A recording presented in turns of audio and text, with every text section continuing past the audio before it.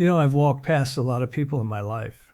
In Hollywood, in New York, and cities all over the world, people asking for help, people down on their luck, people the rest of society decided to ignore. And I'll be honest, I haven't always stopped. Sometimes I was in a hurry, sometimes I was distracted, sometimes I just didn't want to deal with it. But there was one time, one encounter on a street corner in Los Angeles that changed how I see things, changed how I see people. And I think it's a story worth telling. It was a Tuesday afternoon, nothing special about the day. I just finished a meeting in downtown LA, one of those business lunches that runs long. We talk about projects and deals and all the machinery of the entertainment industry. I was walking back to where I'd parked, enjoying the walk, the sunshine, the chance to stretch my legs after sitting in a restaurant for 2 hours. The street was busy, people rushing past, everyone absorbed in their phones, their own thoughts, their own lives. That's how cities are. Millions of people in close proximity, yet everyone isolated in their own bubble. I was dressed casually, jeans, a button-down shirt, a light jacket, nothing that announced who I was, just another person on the street. As I approached the corner, I saw him. An older man, probably in his 60s, sitting on the ground with his back against a building. He had a cardboard sign, the words written in shaky letters, Vietnam veteran, hungry, anything helps, God bless. He was thin, too thin, with a weathered face that spoke of years lived hard. His clothes were worn but relatively clean. His hair was gray, pulled back in a ponytail. And his eyes, when he looked at the people passing by, held a mixture of hope and resignation that I recognized. The look of someone who's been disappointed so many times that hope itself has become painful. Most people walked past without even glancing at him. Some deliberately looked away, as if by not making eye contact they could pretend he wasn't there. A few dropped coins in the small cup he had sitting in front of him, but they did it without stopping, without acknowledging him as a person. Just a quick deposit and move on, transaction complete, conscience satisfied. I stopped a few feet away and watched for a moment. I saw a well-dressed businessman approach, and the veteran looked up with that hopeful expression. Before the veteran could even speak, the businessman said loudly, "Get a job," and kept walking. The veteran's face didn't change. He'd heard it before, probably heard it 100 times. I stepped closer. The veteran looked up at me, and I saw him preparing his request, gathering whatever dignity he had left. "Excuse me, sir," he said, his voice rough but polite. "I hate to bother you, but I haven't eaten today. Could you spare $5? Just enough for a meal. I'm not asking for much." I stood there looking at him, really looking at him, and I saw something in his eyes. Pride fighting with desperation. The humiliation of having to ask strangers for help. The weariness of a man who'd been fighting for a long time. "What's your name?" I asked. He seemed surprised by the question. Most people didn't ask his name. "Robert," he said. "Robert Martinez." "Robert, I'm Clint." I extended my hand. He hesitated, then shook it. His grip was weak, probably from malnutrition, but there was still something in it, some remnant of the man he used to be. "It says you're a Vietnam veteran," I said, gesturing to a sign. "Yes, sir. Marine Corps. 2 tours, 1968 to 19... I nodded.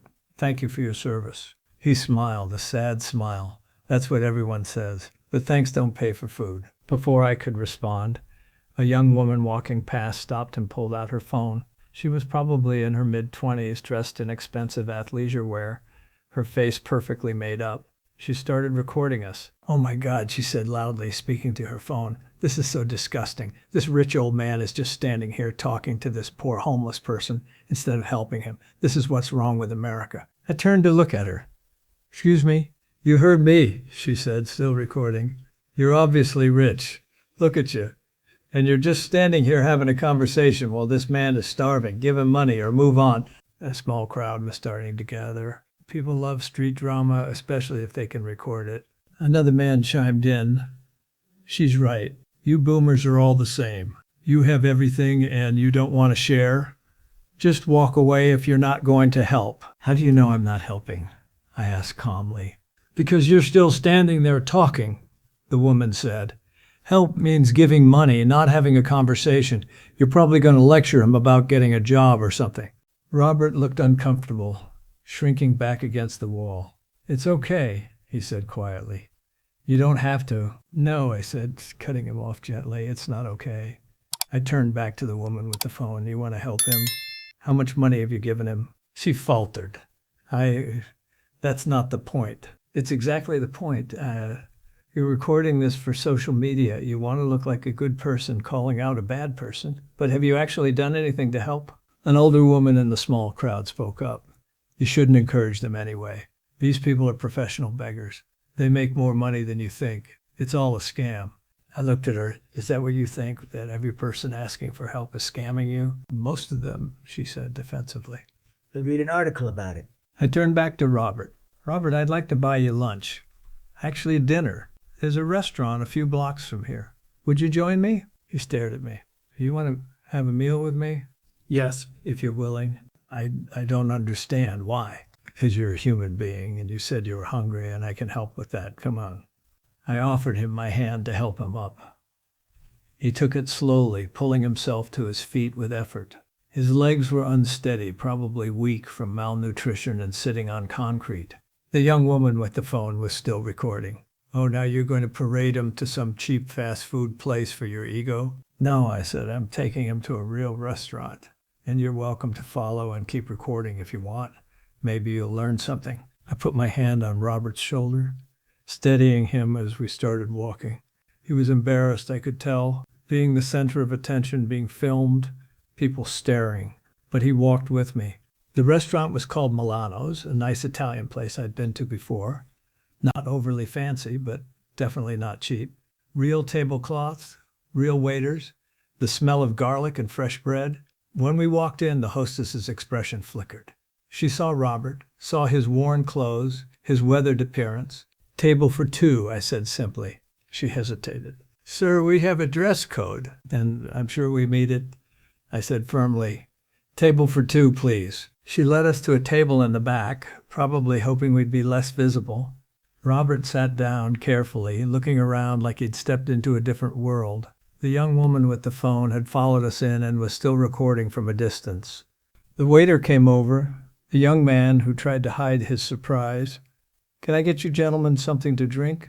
What would you like, Robert? I asked. Just water is fine, he said quietly. Bring us 2 iced teas, I said. And give us a few minutes with the menu. When the waiter left, Robert looked at me. You don't have to do this. I just needed $5 for a burger somewhere. I know, but when's the last time you had a real meal? Not fast food, not something from a shelter. A real meal. His eyes got wet. I can't remember. Then let's fix that. We talked while we waited for the waiter to come back. I asked him about his service, and slowly, carefully, he started to open up.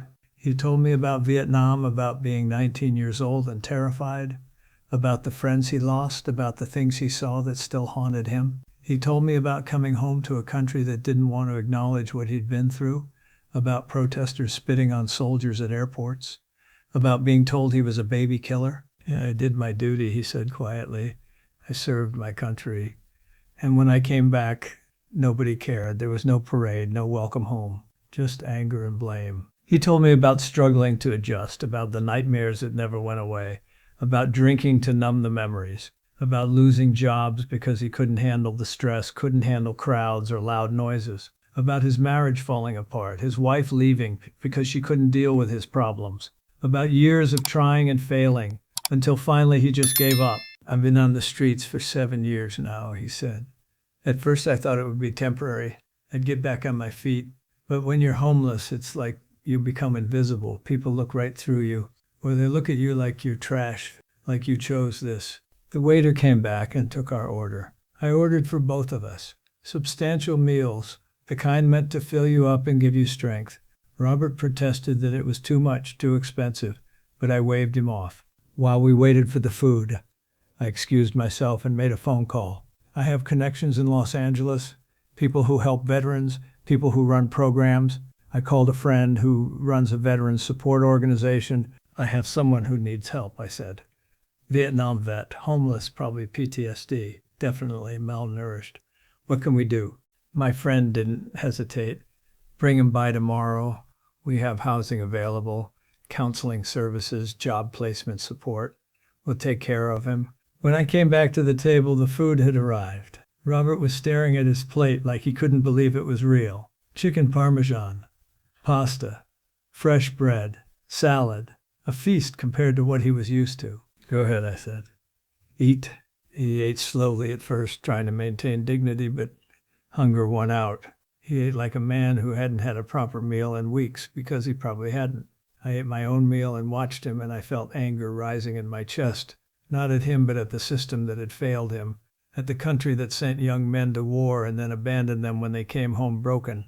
The young woman with the phone was still there, still recording, but her expression had changed. She wasn't sneering anymore. She was watching Robert eat, and maybe finally seeing him as a person. When Robert finally pushed his plate away, having eaten everything, he looked at me with tears in his eyes. "Thank you," he said. "You don't know what this means." "I do know," I said, "and I have something else for you." I told him about the Veterans Organization, about the housing and services they could provide. I told him that tomorrow, if he wanted, I would pick him up and take him there myself, that this didn't have to be his life anymore. He cried, then really cried, not quietly, but with deep, wrenching sobs, the kind of crying that comes from years of held-back pain and sudden, unexpected hope. "Why?" he asked, when he could speak. "Why are you doing this? You don't even know me." Because you served your country, and your country failed you. Because you're a human being who deserves dignity and respect. Because I can help, and that means I should help. I paid the bill, and we walked out of the restaurant together. The young woman with the phone followed us outside. She stopped recording and approached us, looking embarrassed. "I'm sorry," she said. "I judged you without knowing what you were doing. I was wrong." "You wanted to help," I said. "That's not wrong. But maybe next time, instead of recording someone else, you actually do something yourself." She nodded, then turned to Robert. Is there anything I can do to help?" Robert looked at her, surprised. "You could share information about veteran services. A lot of guys out there don't know help is available. If you have all those followers, maybe tell them about that instead of whatever you were going to post." She nodded again, and I saw something shift in her expression. Understanding, maybe, or the beginning of it. I walked Robert back to where he'd been sitting. He gathered his few belongings, his sign, his cup with a few coins in it. "Tomorrow," I said, "I'll pick you up here at 10 in the morning. We'll go to the Veterans Center together." "I'll be here," he said. "I promise." The next morning I arrived at 10. Robert was there, waiting. He'd clearly tried to clean up as best he could, probably at a public restroom somewhere. We drove to the Veterans Center, and I stayed with him while he went through intake, while they assessed his needs, while they showed him the room he'd be staying in. A simple room, but clean and warm and safe. "This is really happening," he said, standing in that room, looking around like he couldn't believe it. "It's really happening," I confirmed. "But, Robert, this is just the beginning.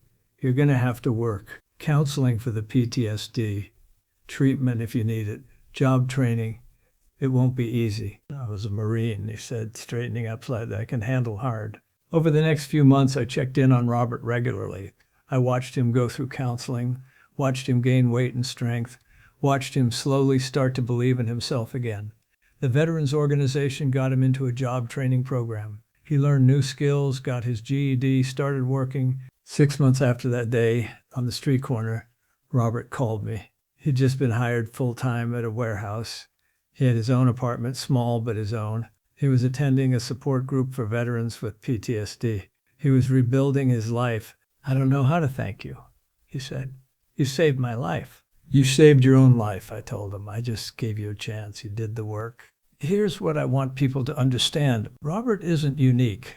There are thousands of veterans on the streets of America, men and women who served their country, who were willing to die for it, and who came home to a system that couldn't or wouldn't help them. They're not lazy. They're not scammers. They're not professional beggars. They're human beings who are suffering, many of them from wounds you can't see. PTSD is real. Traumatic brain injury is real. The difficulty of transitioning from military life to civilian life is real. And when we as a society fail to support these people, when we let them fall through the cracks, when we walk past them on the street and pretend they're invisible, we're failing our most basic duty. Supporting the troops isn't about flag pins or bumper stickers or standing for the national anthem. It's about making sure that when they come home, they have housing, health care, mental health support, job training, and a community that actually cares about them. I've been funding veterans programs for years, quietly, because I believe it's one of the most important things I can do with my money. not for recognition or tax breaks or good publicity, because it's the right thing to do, because these people earned our support. That young woman with the phone, she learned something that day. She started volunteering with a homeless outreach program. She used her social media platform to raise money for veteran services. She stopped performing kindness for the camera and started actually practicing it. The people who assumed Robert was a scammer, who told me I was being fooled, they were wrong. And their wrongness is dangerous because it gives people permission to ignore suffering. If we can convince ourselves that people asking for help are lying or scamming or undeserving, then we don't have to feel bad about not helping. We can walk past without guilt. But here's the truth. Even if some people do scam the system, even if some people asking for help aren't entirely honest, that doesn't mean we should stop helping, because the cost of helping someone who doesn't need it is minimal compared to the cost of not helping someone who does. Robert needed help. He needed food, yes. But more than that, he needed to be seen as a human being. He needed someone to sit with him, to listen to his story, to acknowledge his service and his suffering. He needed hope, and sometimes giving someone hope, showing them that they matter, that's more valuable than any amount of money. I think about that day often, about how close I came to just walking past like everyone else, about how easy it would have been to drop some money in his cup and keep going, feeling good about my small gesture while never actually seeing him as a person. But I stopped. I listened. I helped. And the man's life changed. That's the lesson. Not that we should all do grand gestures or spend thousands of dollars, but that we should see people, really see them, acknowledge their humanity, listen to their stories, and help in whatever way we can, whether that's buying someone a meal, connecting them with resources, or just sitting with them and treating them like they matter, because they do matter. Every single person asking for help on every street corner matters. They're someone's son or daughter. They had dreams once. They have stories and pain and hopes that are just as real as yours or mine. Robert is working now, paying taxes, contributing to society. But more than that, he has his dignity back. He has hope. He has a future. And it started with $5 worth of recognition that he was a human being deserving of respect. That's all any of us really want in the end, to be seen, to be valued, to matter. The next time you see someone asking for help, I'm not saying you have to do what I did, but maybe don't assume the worst. Maybe don't look away. Maybe at least acknowledge that they're a person, not a problem. Because that acknowledgement, that simple recognition of someone's humanity, that might be the most important thing you can give. And it doesn't cost anything at all.